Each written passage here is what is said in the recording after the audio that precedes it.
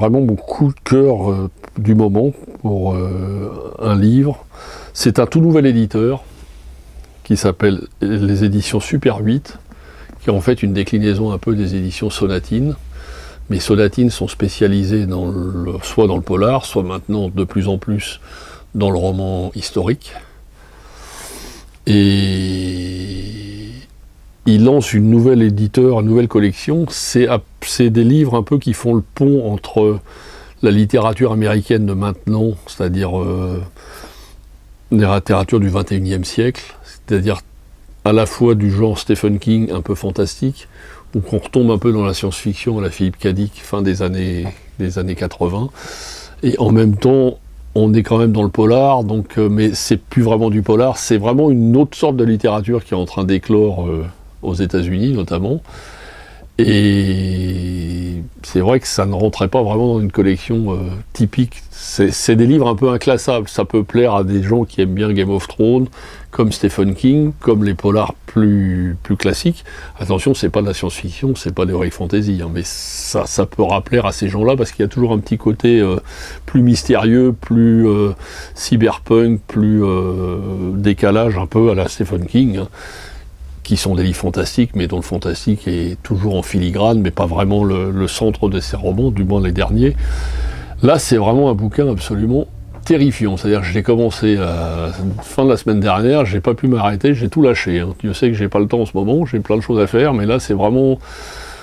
Je vous raconte juste le pitch. Hein. C'est un homme qui vit dans une petite ville, dans une petite ruelle qui s'appelle Primrose Lane. Ça fait penser un peu à Desperate Housewives et tout ça, c'est un peu drôle.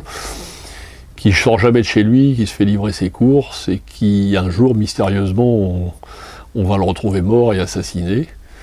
Parallèlement, il y a un gars qui est, écrivain, mais plutôt journaliste d'investigation, qui vient de perdre sa femme il y a 4 ans, qui élève un petit enfant, qui a écrit des bouquins un peu de... Ça, c'est l'histoire vraie de l'auteur, d'ailleurs, qui a écrit un livre un peu... style Jacques Pradel, fait entrer l'accusé sur un tueur en série et tout ça, qui est devenu un best-seller. Et son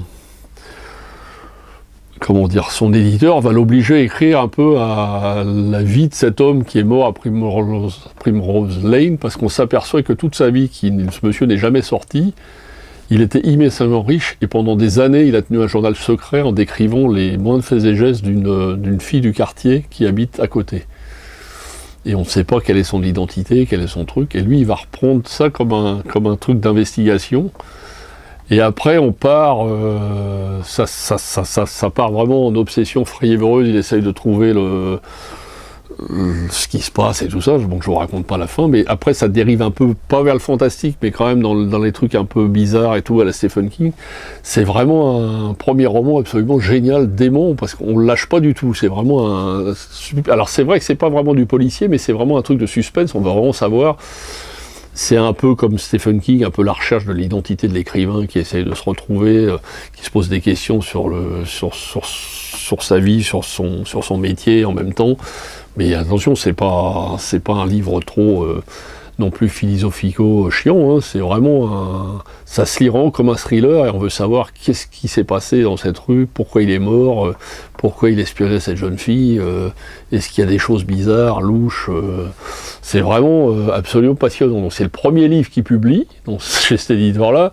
C'est déjà un coup de maître. Hein. Ça s'appelle L'Obsession. Et ça porte très bien son nom parce que ça vous obsède vraiment terriblement et même fatigué, où vous voulez vraiment savoir la suite, les pages et tout ça, ça se précipite. Et en plus de ça, c'est même pas que ça fait peur, c'est qu'on est vraiment pris dans cette espèce de façon qu'il a d'écrire.